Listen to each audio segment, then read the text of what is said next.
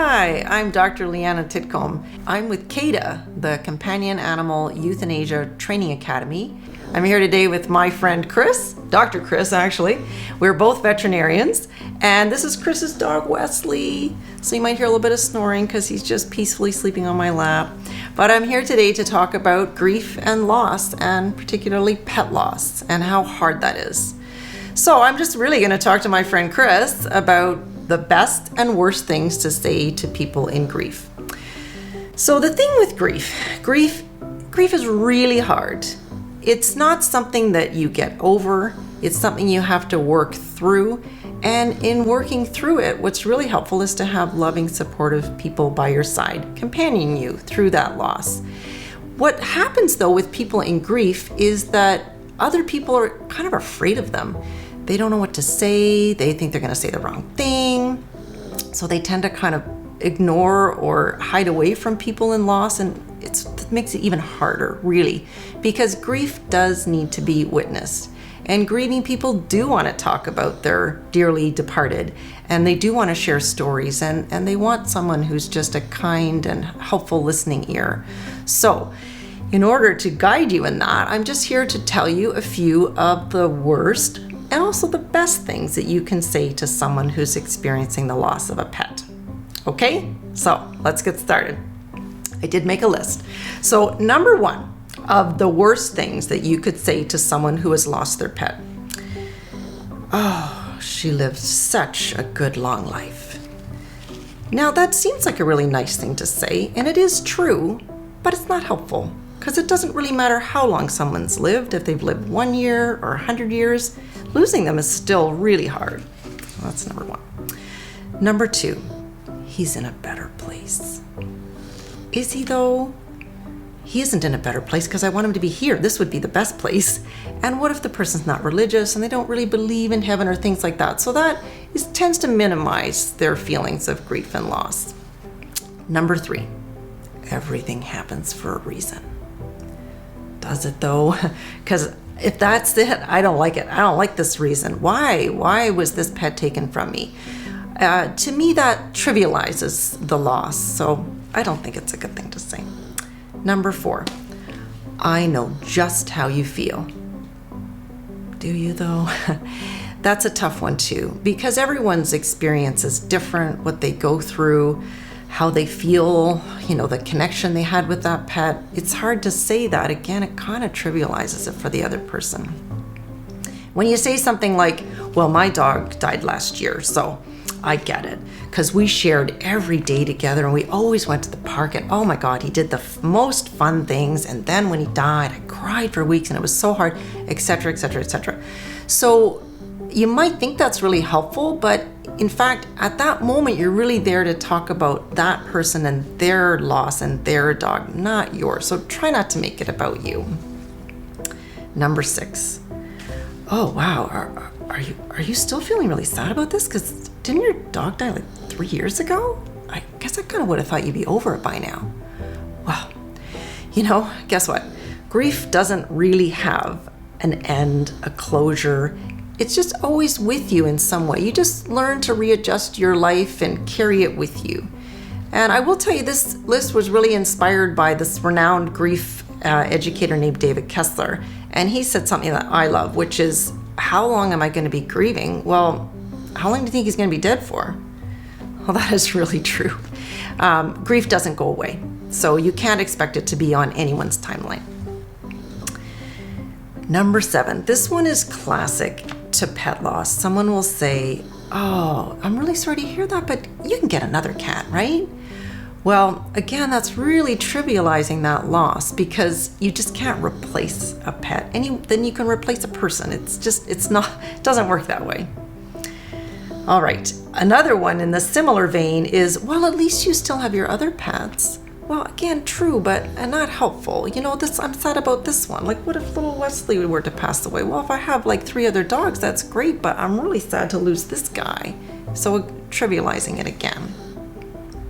Oh, anything along the lines of be strong, be brave, keep your chin up, or, oh, you're doing so well today, you have a smile on your face.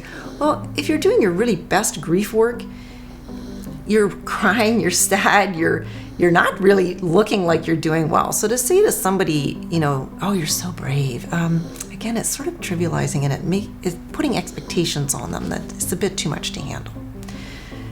Here's one that you think would be really good, and it's this one. Let me know if you need anything.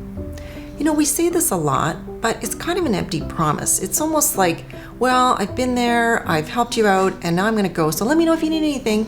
But grieving people often don't know what they need, and they just can't put it into words, and it just feels like they're left kind of alone again by saying that. The last one I have for you is, this will bring you closure.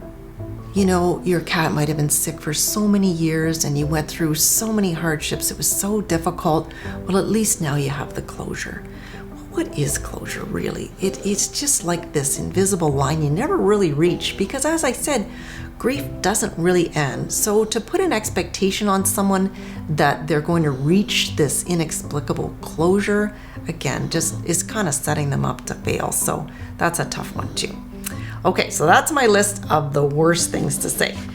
So I don't want you to feel that you've done wrong, you've said terrible things, you weren't helpful.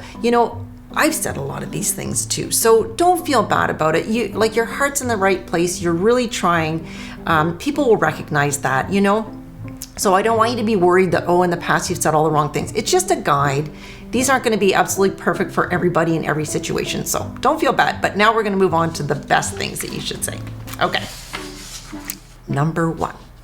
The best thing that you should say to someone in grief is nothing. Don't say anything at all. That might seem counterintuitive, but really, people just need a quiet, comforting presence. Someone that's going to listen to them tell their stories and how sad they are and just not be judgmental. So that is really, really helpful, to just show up and be present and don't feel like you have to say anything. All right. This is a pretty obvious one, but it's really helpful. Just say, I'm so sorry for your loss. It's super meaningful. I remember one time I was a bartender in my early 20s and my grandma died.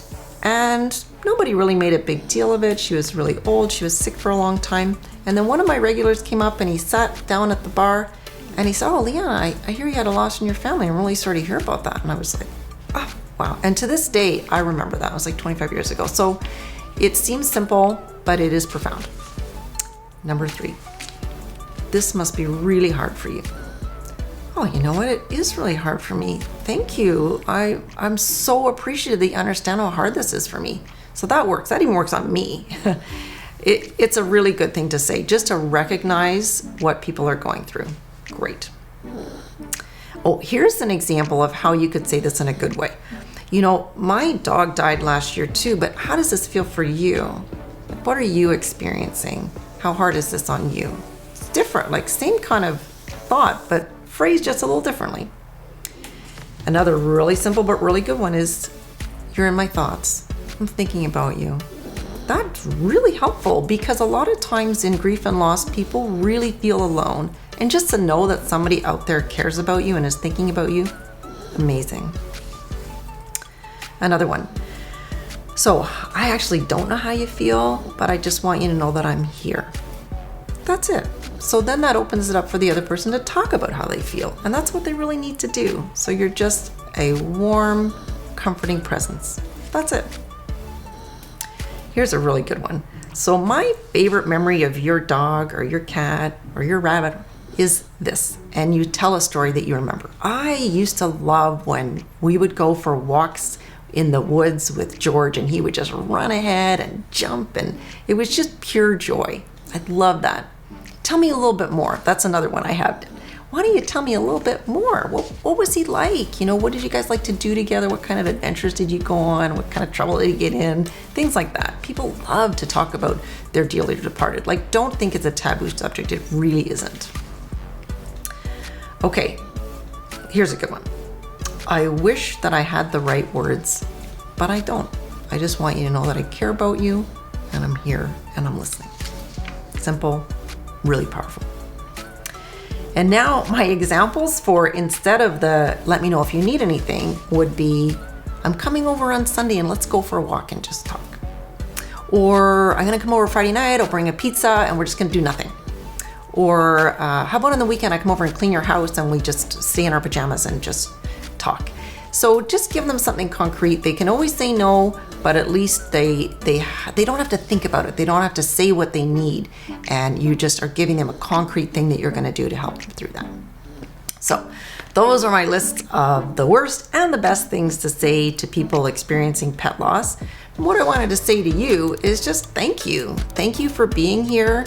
Thank you for taking the time and the energy to listen to this video and to be there in support of the person that you love, who loves someone who died, because it is really hard. But when you have someone who's companioning you and is a quiet presence and is not judgmental and is just there to listen, it makes all the difference in the world. So thank you for being there and helping the people when they really need you the most.